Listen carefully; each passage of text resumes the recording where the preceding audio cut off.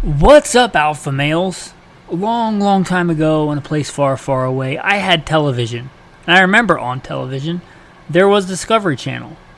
And now it's probably reality TV or something. But back then, they may still do it. They did a thing called Shark Week. I was thinking, how about Knife Week?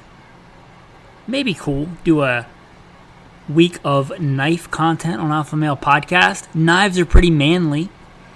And I'm going to be real with you guys. I put in the bio, but right now that's not in the older versions of the bio. I am private security contracting for the feds. Have gun, will travel. Anyway, I moved and took this job because it was supposed to be part-time, and I'm not complaining, but it's not as part-time as I thought it was going to be.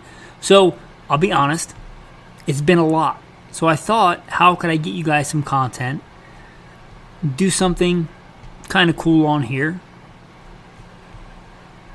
So, how about Knife Week on Alpha Male Podcast?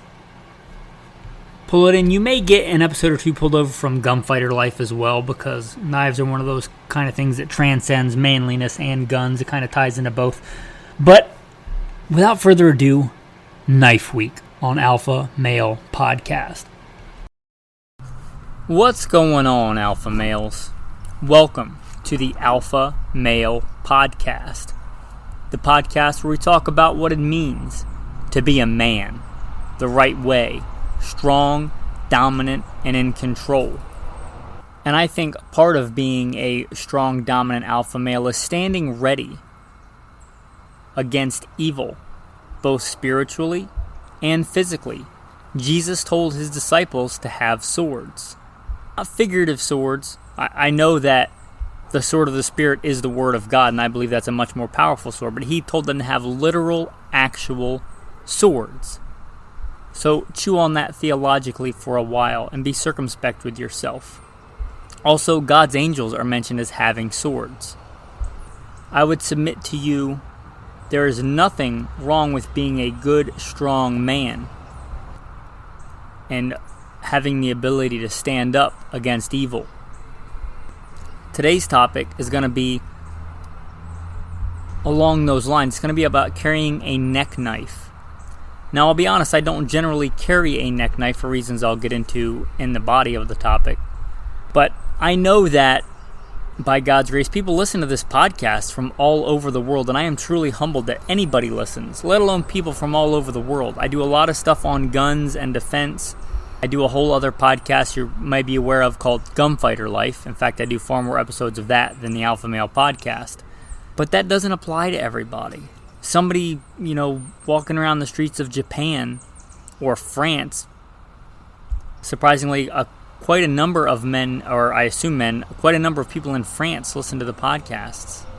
So, and I'm not telling you this is legal for you where you are. In some places, even in America, it may be perfectly legal for you to carry a firearm, but illegal to carry a neck knife. It could be a felony. Yeah, that's a real thing. But there are also places where you may be perfectly able to carry a knife, and it may be your best line of defense, not like a secondary or a tertiary, but it may be your main go-to thing. And for that subset of men, or for men that maybe dress differently than I tend to, it may be a good, logical choice as a step up in a use of force continuum. It may be their highest level that they have access to as EDC, as everyday carry. Your home, likely you may have other choices. Even in your vehicle you may have other choices. But for everyday carry, which I know I'm big on that concept if you've listened for a while, this may be their best option, or your best option. Before we get into the bio and the topic, know that special announcement for the month of January in the year of our Lord 2023, there will be a Patreon giveaway.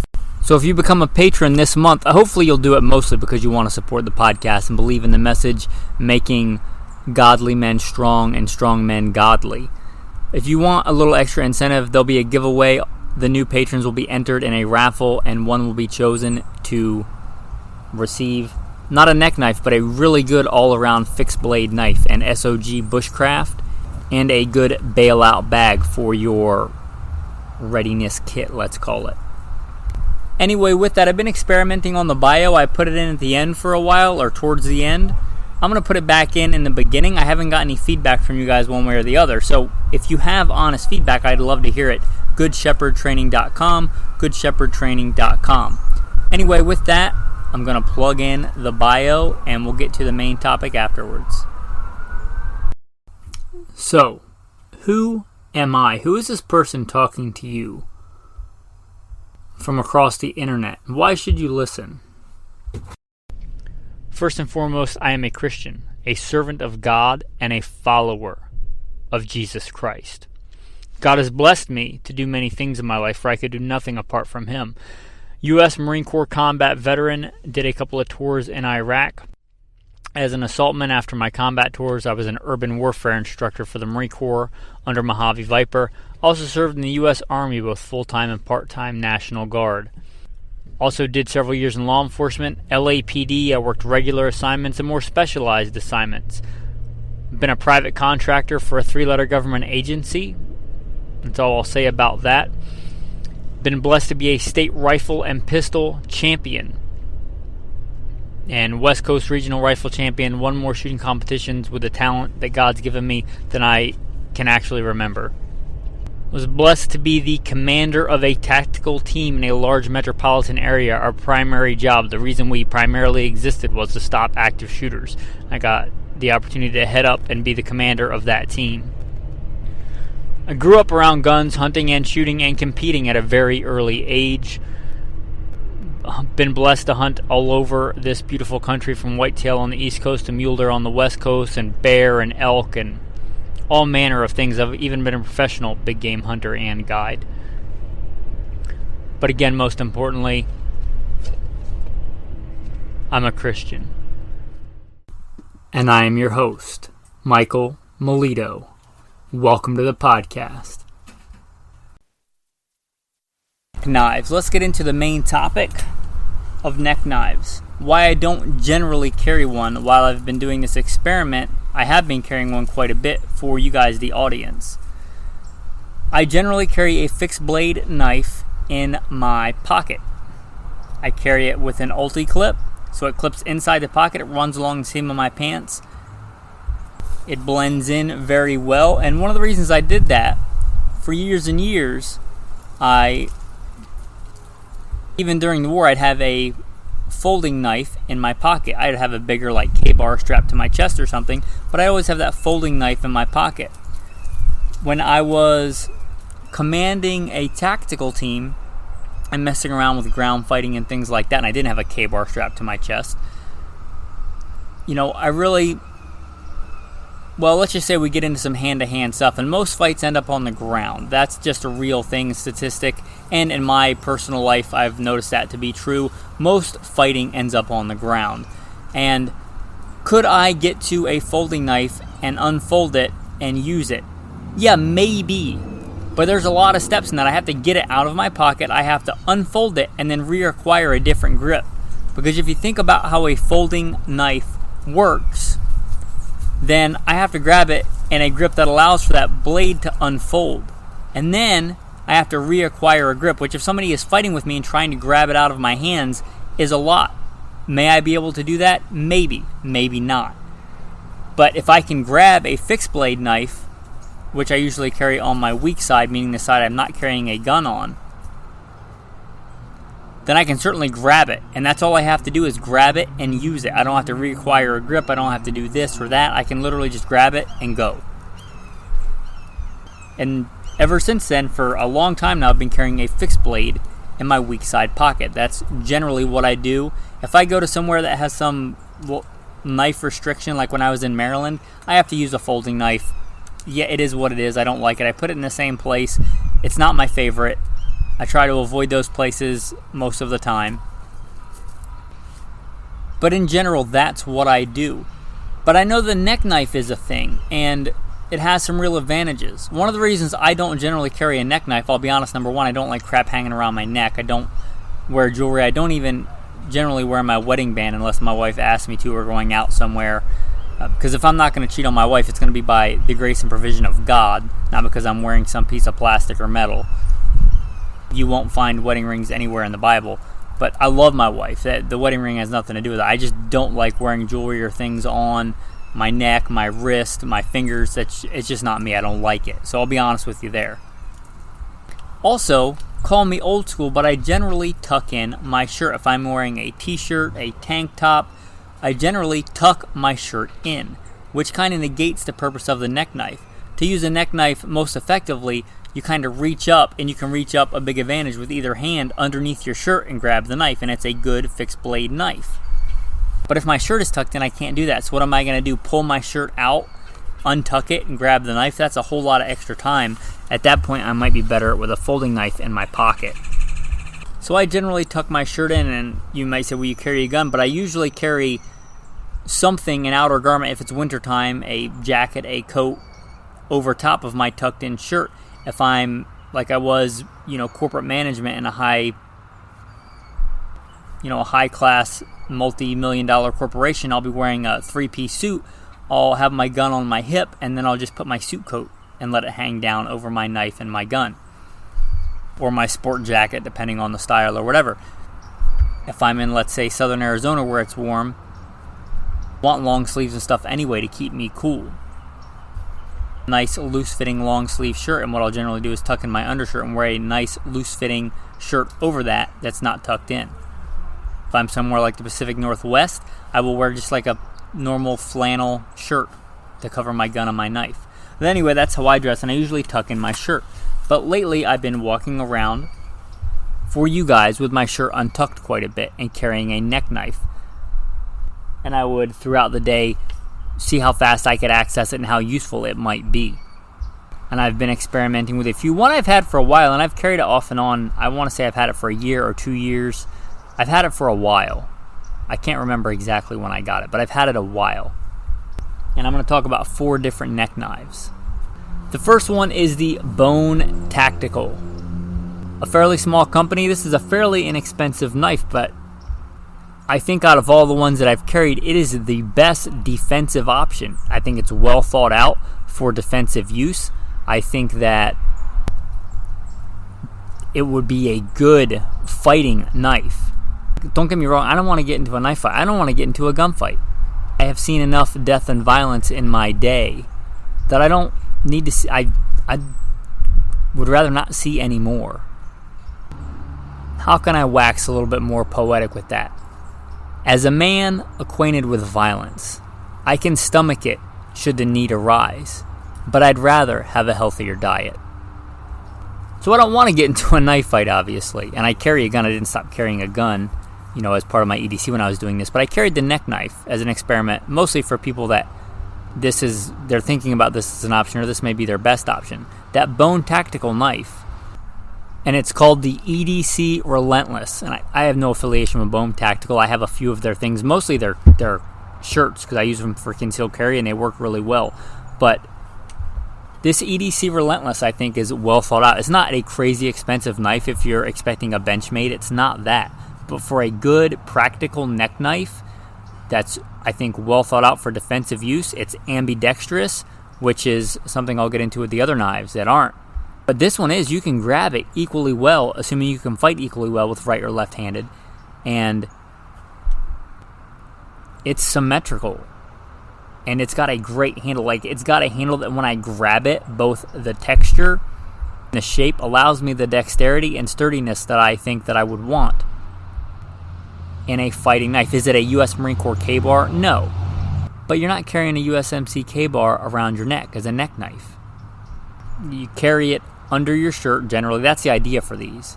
I think most of the time, if you're in a permissive environment, like you're out camping or something and you want to carry one around your neck open, that's fine. But in general, day to day, I would say the overarching philosophy of use is you carry this under your t-shirt, under your whatever shirt. If you were wearing, maybe you would the kind of person that wears a dress shirt that's buttoned up and not tucked in. Anyway, underneath your outer layer, your jacket, you can reach up and grab this with either hand. And it's less important how it's oriented in your hand, because either way you can fight with it. The sheath is really, really well thought out. Now, it comes with a kind of a metallic chain that would, let's just say you'd have to dress far differently than me for that to fit in. all the knives I'm going to talk about today, whatever they came with, I put a piece of brown microcord. Brown microcord because it's a good size for this and it blends in with my skin tone. So if somebody sees the cord, they're just going to assume it's some other trinket or necklace or whatever. But they're less likely to even notice it. It's just a piece of microcord, which if you don't know is like a really, really thin, small, kind of 550 cord, but way smaller than that. It came with like a metal chain, so if you dress in a way that you would be expected to see a metal chain, then it comes with a decent metal chain. I don't like to give prices, but this knife was not expensive, and I think even if it didn't come with the knife and you had to buy the knife separate, the sheath itself would be worth the cost of the knife. The sheath is a really good Kydex sheath, or Kydex is a brand name, but that same similar material that you'd use on a gun holster, it's a fantastic sheath. It gives you really good retention. I wouldn't, if I was wrestling around on the ground, I wouldn't be worried about this coming out, but also I can grab it and it's ready to go. And it's got a similar profile to a dagger, the kind of dagger that's been popular since before Roman times, like a puglio. It's a good fighting knife. You can use it forward grip, reverse grip, strong hand, weak hand, and it's, again, that handle. It's not expensive. It's not G10 or some kind of, Gucci material, but it's darn effective.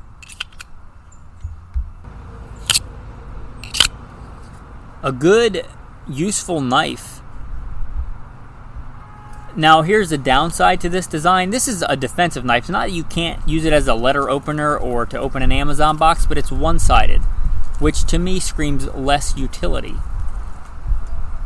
But for a good defensive get-off-me knife, it's great. It's the biggest one on the list that's a designated neck knife. I'll get into what I do to my normal EDC knives at the end to make them a quasi neck knife. But for a dedicated neck knife, this is the biggest one I have. And unless you're putting it like under a coat, probably the biggest one you could conceal. But again, Bone Tactical EDC Relentless, a really good knife. A really good defensive option as a neck knife. The next one I'm going to talk about is the smallest one. Well, yeah, the smallest one. Maybe not for blade size, but for overall weight and sleekness. It's the smallest one I'm going to talk about, and it is the SRKT Doug Ritter SRK Mark V. It's a tiny little knife. It wasn't, well, I guess the sheath lends itself to being a neck knife. I've had it for a long time. This is actually my second one. I don't know what happened in my first one, but it's a great design. And this is kind of on the opposite end of the spectrum. Like I said, it's quite a bit smaller than the EDC Relentless. It is by far nowhere near as good a defensive tool. In fact, I'd say it's probably less effective as a defensive tool than a good metal pen. Which, if you don't know, I've done whole episodes on improvised weapons, but it's a little bit of a step up in use of force. Now, it's a knife, so it certainly would be considered deadly force if you used it on someone, but it's not a great defensive tool. But kind of the inverse of the EDC Relentless, it is, I think, the best utility, just straight utility knife.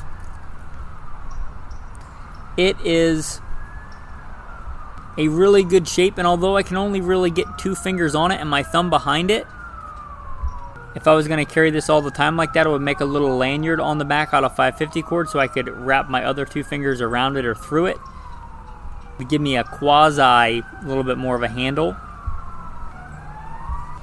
It's got a very classic blade style, like a miniature version of what you would see on like a traditional kind of do-it-all knife, that drop point style blade. Now, I wouldn't want to, but I could skin a deer with this, especially if I was judicious with my inserts and did the gutless method and made a small incision and went from the inside and avoided the hair. Because if you don't know, a little pro tip, the hair is what really dulls a knife skinning an animal, and also if you dig into bone when you're deboning. But if you know what you're doing, you can get a lot of cutting of meat done without dulling a knife. That said, you could do it with this. I mean, you could do it with rocks. Plenty of people in the past have done that, but it would probably be the best and beefiest utility knife It's got a fairly thick blade for as small as it is, certainly thicker than the first knife we talked about, and it's shorter, so it's going to be stouter. So very small. I noticed in this, and I wore these a lot at the gym this week, doing all kinds of different exercises.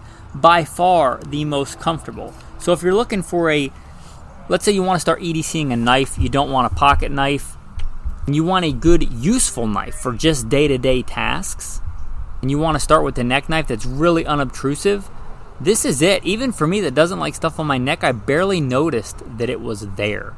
Even working out. It kind of just sinks into the love rug, what I call my chest hair. It just kind of locks it in there in between my pecs when I'm working out doing stuff. Now, if I did a cartwheel or something, it would probably fall. But it's so light and handy that you really kind of forget you're wearing it. So if that's the goal and you want a good utilitarian knife, this Doug Ritter Mark V is a good knife. And even if you decide you don't want to do a neck knife, it will be good. This is kind of an ultra small utility knife. Let's say having a backup in a little bag or something. But it's kind of amazing how much utility you can get out of such a small knife, and I don't think I could design a more utilitarian knife this small.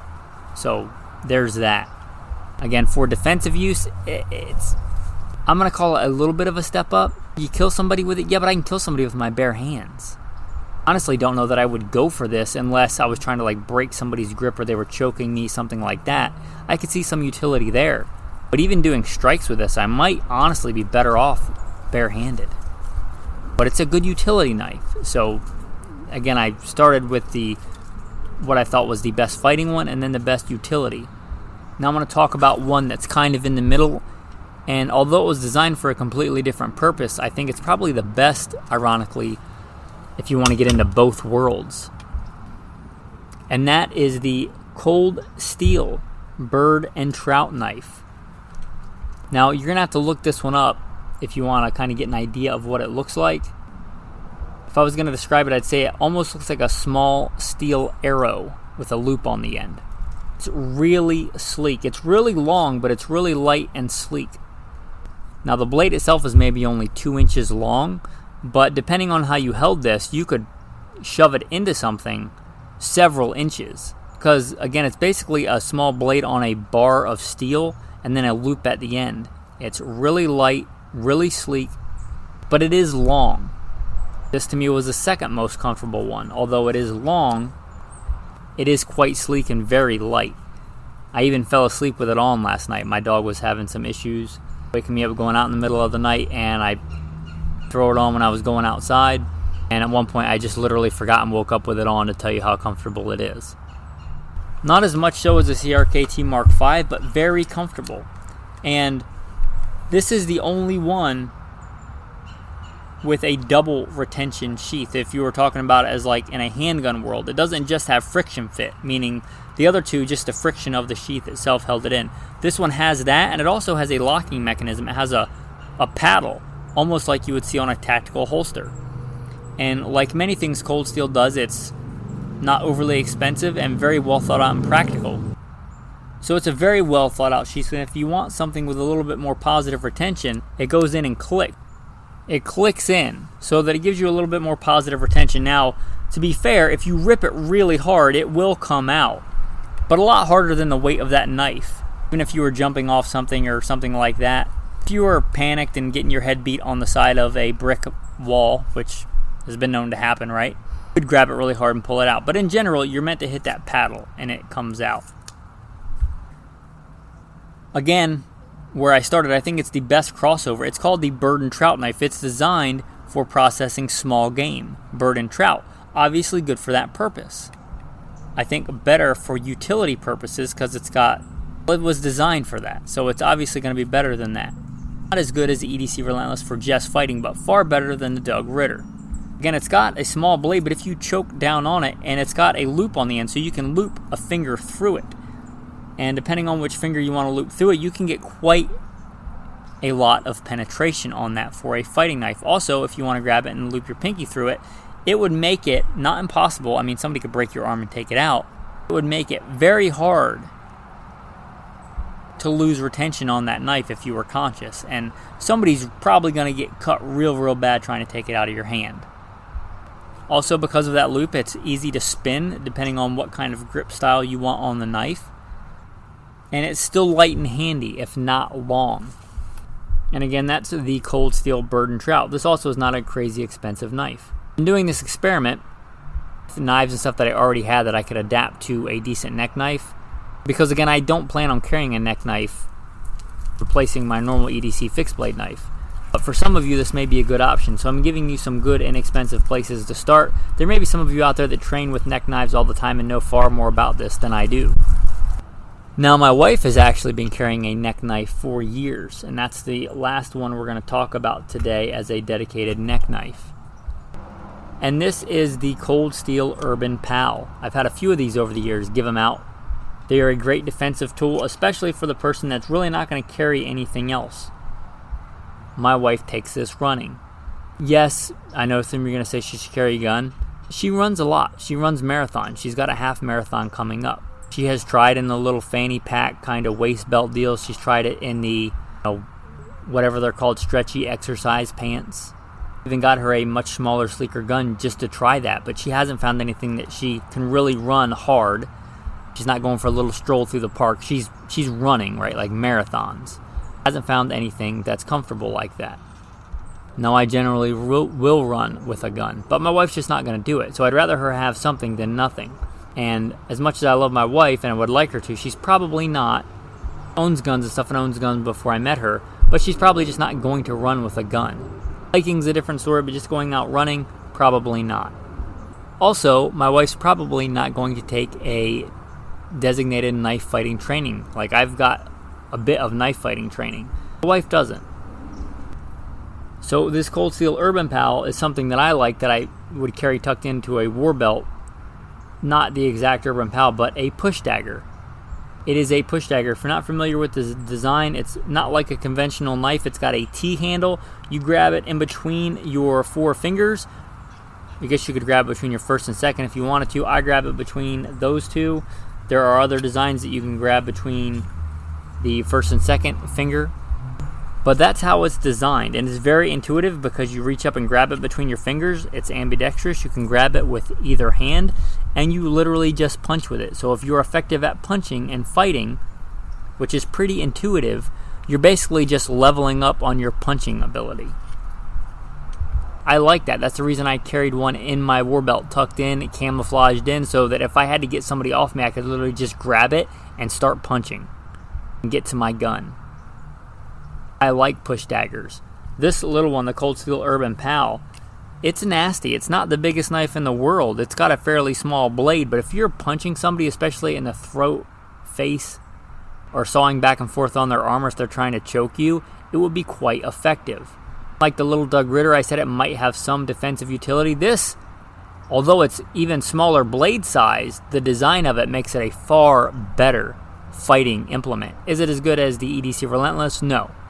It's a lot smaller, and it's, I would consider, a good step up in defensive capability. And again, that's the Cold Steel Urban Pal. My wife has, again, run with this for a long time. They make ones with, they make the Urban Pal, they make bigger ones, they even make polymer ones. For whatever reason you wanted a polymer option, and I'll leave that up to you. If it's just for this purpose, get off me. Still keep the stabbing capability. The cutting blade's probably not going to be very good, but the stabbing ability is probably going to be there with the polymers that they use. In fact, the one in my war belt is a polymer one because it's light, and it's literally there for pretty much one purpose: get off me right now. I have other options in my pocket and throughout the war belt. It's literally for a just get off me implement. I grab it and I punch with it.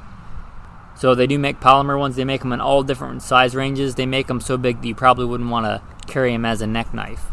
But the EDC Urban Pal, for somebody that wants a decent defensive option but super small, it does have a fairly fat handle. So if that bothered you for concealed carry, just take a bastard file, duct tape it into the sheath, and run the filet over it until you get the profile that you want to make that grip slim enough. It's literally just some kind of rubber or plastic, so you could make it slimmer if you wanted to, or slimmer on one side, if the side that was going to stick up.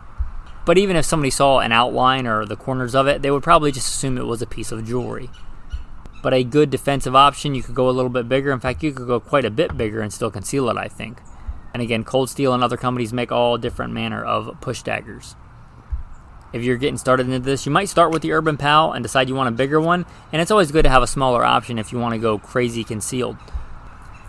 Now, I mentioned in the beginning, I generally EDC carry a fixed blade knife. And I've done whole things on the way I modify my EDC knives. I put different things on there. There's generally 3 different ones that I switch back and forth between depending on what I'm doing. I'll generally have a ferrocerium rod, a way to start a fire. I'll have some water purification tablets on there, a fish hook and some line wrapped around there because it doesn't take up much space. I'll have some micro cord wrapped around the bottom of the sheath.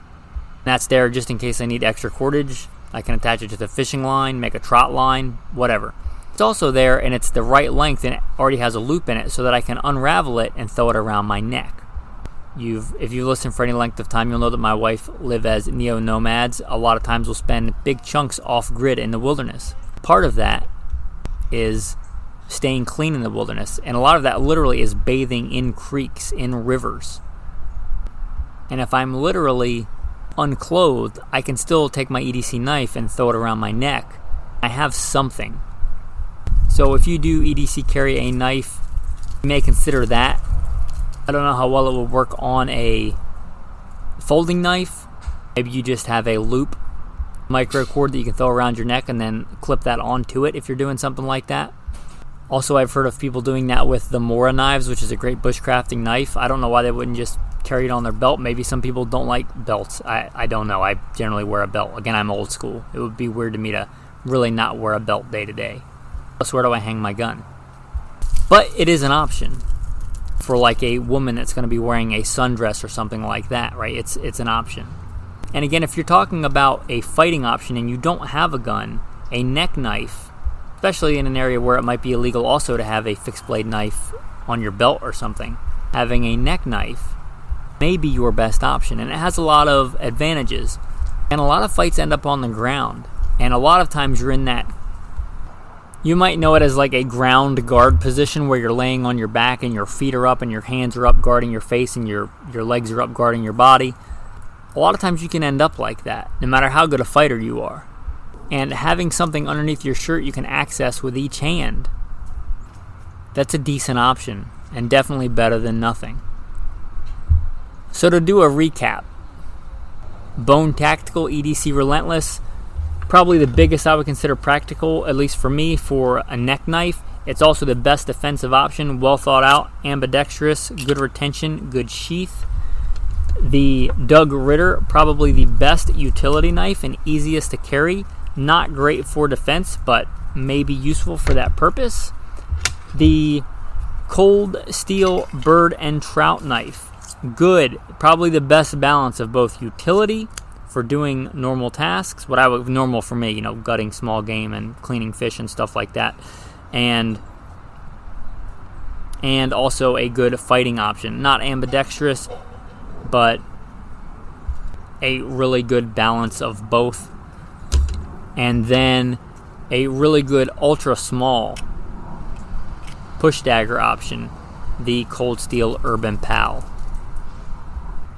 There are a ton of other options as far as neck knives go.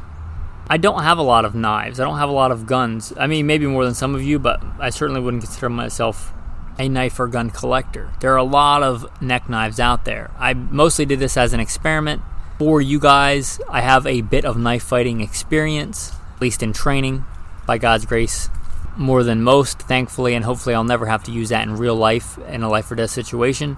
Just as much as I know about the topic of conflict, I think it is a useful tool, and I don't plan on switching to it.